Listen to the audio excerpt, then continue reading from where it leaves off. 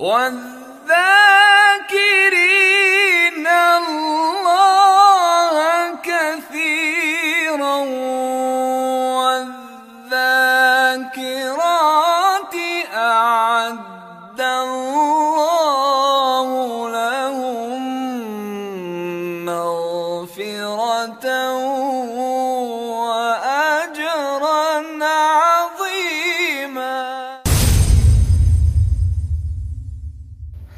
Assalamualaikum warahmatullahi wabarakatuh.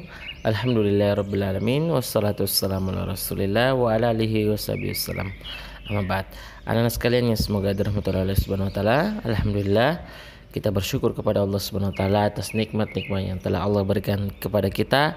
Di antara nikmat yang telah Allah berikan kepada kita adalah nikmat kesehatan, nikmat makanan, dan nikmat rasa aman. Ya, kita masih punya tempat tinggal dan alhamdulillah kita terhindar dari segala macam berbagai macam musibah, ya, gempa, ya, corona, dan banjir dan lain sebagainya. Semoga kita senantiasa dijaga oleh Allah Subhanahu wa taala, dan kita berdoa kepada saudara-saudara kita yang ditimpa musibah, semoga musibahnya diangkat oleh Allah Subhanahu wa taala, diberikan pahala. Anak-anak sekalian yang semoga dirahmati Allah Subhanahu wa taala, insyaallah hari ini kita akan melanjutkan pelajaran kita dalam pelajaran SKI. Kemarin kita sudah masuk pada pembahasan sejarah singkat Khalifah Umar bin Khattab. Ya, kemarin kita sudah jelaskan bagaimana beliau, sifat beliau, bahkan beliau digelari sebagai Al-Faruq, yang mana beliau sangat tegas, ya, tidak pernah takut dalam menyampaikan kebenaran. Ya, beliau tidak takut menyampaikan kebenaran di hadapan siapapun. Ya, dan insyaallah kita akan masuk pada pembahasan yang berikutnya, yaitu bagian B, nilai-nilai positif kekhalifahan Umar bin Khattab.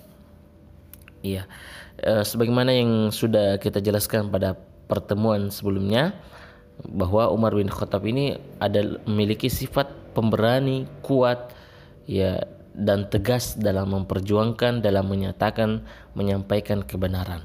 Makanya beliau diberikan gelar sebagai Al-Faruq. Al-Faruq artinya yang membedakan antara yang benar dan yang salah. Ya, beliau sangat teguh dan gigih dalam memperjuangkan syariat Islam. Ya, sehingga ada seorang sahabat yang bernama Abdullah bin Mas'ud mengatakan, ya, sejak Umar masuk Islam kami merasa mulia. Dan ini doa yang Nabi panjatkan kepada Allah Subhanahu wa taala, ya Allah, muliakanlah Islam dengan masuknya Islam salah seorang di antara dua Umar. Ya, salah seorang di antara dua Umar, dan Umar bin Khattab lah yang masuk Islam. Dan Islam semenjak Umar masuk Islam itu menjadi disegani dan ditakuti oleh musuh-musuh Islam. Maka ini Umar masuknya Islam itu suatu kemuliaan, suatu nikmat, ya, dari Allah Subhanahu wa taala, ya, bagi umat Islam ini, ya, di mana seorang Umar pemberani, ya, yang tegas dalam menyampaikan kebenaran, memperjuangkan syahadat Islam, itu diberi hidayah oleh Allah Subhanahu wa taala. Alhamdulillah. Dan ya, Umar ini, ya, sebagaimana kata Nabi sallallahu alaihi wasallam, memiliki kualitas keimanan, ya, kualitas keimanan. Bahkan kita lihat beliau adalah manusia atau sahabat terbaik kedua setelah Abu Bakar As-Siddiq radhiyallahu anhu. Ya, beliau sahabat terbaik kedua setelah Abu Bakar As-Siddiq radhiyallahu anhu. Bahkan dalam hadis Nabi sallallahu alaihi wasallam bersabda, ya, ketika Nabi sedang tidur, Nabi melihat orang-orang yang memakai gamis, ya, ada yang gamisnya menutupi sampai dada, ada yang kurang dari itu, dan juga beliau melihat Umar di dalam mimpi beliau bahwa Umar mengenakan gamis yang panjang, sehingga Umar, ya, berjalan dengan gamis tersebut, ya, dengan menyeret karena terlalu panjang, ya, akhirnya gamis itu diseret oleh Umar ketika berjalan, ya. Maka Umar bin Khattab bertanya, apa arti dari mimpi tersebut? Nabi mengatakan kualitas keimanan, ya kualitas keimanan. Jadi kalau semakin gamisnya ketika Nabi mengatakan tersebut bahwa Umar itu kualitas imannya itu sangat ya banyak, ya sangat tinggi, sangat besar. Sebagaimana ketika beliau melihat beliau memakai gamis yang ya panjang sampai terseret ketika beliau berjalan. Ya, ada yang gamisnya sama cuma sampai dada, itu menunjukkan kualitas keimanannya cuma sampai dada saja. Ada yang kurang daripada itu. Ya seperti itulah kualitas keimanan Umar bin Khattab. Dan anak-anak sekalian, semoga Tuhan Subhanahu wa taala di masa pemerintahan Khalifah Umar bin Khattab ketika beliau menjadi pemimpin, itu Islam semakin meluas. Ya, semakin meluas sampai ke Mesir, Irak dan Syam dan negeri-negeri Persia lainnya. Ya. Di masa beliau Islam menjadi luas, ya, atau bertambah daerah kekuasaan Islam di masa Umar bin Khattab. Ya, di masa Umar bin Khattab dakwah menyebar ke berbagai negara seperti Mesir, Irak, Syam dan negeri-negeri yang lainnya.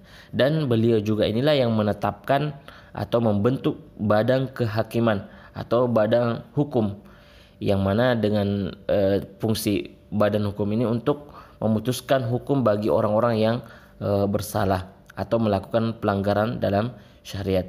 Dan juga beliau di masa pemerintahan beliau melanjutkan usaha Abu Bakar As-Siddiq dalam membukukan Al-Quran. Beliau yang melanjutkan usaha Abu Bakar dalam membukukan Al-Quran. Jadi kalau Ustaz tanya, yang pertama kali membukukan Al-Quran adalah di masa Abu Bakar, kemudian disempurnakan di masa Umar bin Khattab.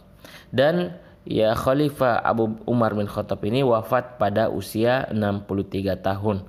Ya, beliau wafat di usia 63 tahun, sama dengan usia Rasulullah dan Abu Bakar ketika wafat, yaitu di usia 63 tahun. Ya.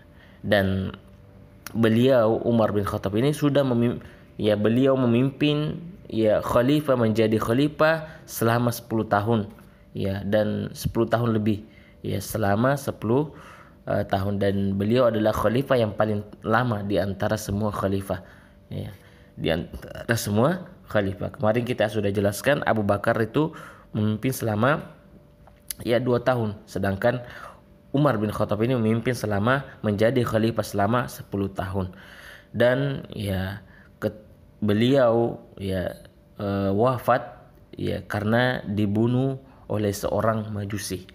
Ya, beliau wafat dibunuh karena ditikam dengan pedang oleh seorang Majusi, penyembah api. Ya, penyembah api. Ya, dan ini yang akan menjadi nenek moyang orang-orang Syiah. Ya. Beliau ditikam dengan pedang pada saat sholat beliau menjadi imam sholat subuh. Ya, ketika beliau menjadi imam sholat subuh, seorang Majusi yang bernama Abu Lu'lu'ah. Ya, Abu Lu'lu'ah. Ya, beliau ditikam pada saat beliau menjadi imam sholat subuh. Ya, di mana orang-orang tidak melihat beliau Abu Lu'lu'ah ini datang menikam Umar bin Khattab. Ya, dan akhirnya beliau wafat dan beliau dimakamkan di rumah Aisyah, yang sekarang kita lihat di Madinah, di Masjidil Nabawi, bukan di dalam Masjid Nabawi tapi di rumah Aisyah, di samping Rasulullah dan di samping Abu Bakar As-Siddiq radhiyallahu. Jadi 3 sahabat ini dikuburkan berdampingan, Abu Bakar, Rasulullah, Abu Bakar dan Umar bin Khattab radhiyallahu anhu. Dan Khalifah Umar ini akan dikenang oleh umat Islam sebagai seorang yang pemberani, kuat dan tegas dalam memperjuangkan kebenaran,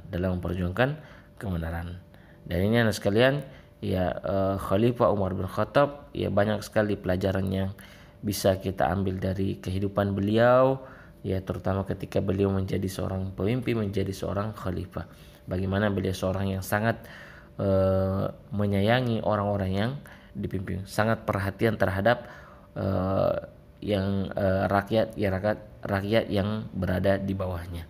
Beliau sangat memperhatikannya karena beliau sebagai seorang khalifah tentu memiliki tanggung jawab dalam mengurus umat ini, ya, umat Islam, memimpin Islam menjadi kuat, menjadi sejahtera, ya, menjadi sejahtera. Baik anak-anak, sekiranya ini yang bisa Ustaz sampaikan, ya, semoga bermanfaat apa yang bisa kita ambil di pelajaran ini. Kita akhiri dengan doa kafaratul majelis. Subhanakallah bihamdika asyhadu an la ilaha illa anta astaghfiruka wa atubu ilaik. Assalamualaikum warahmatullahi wabarakatuh.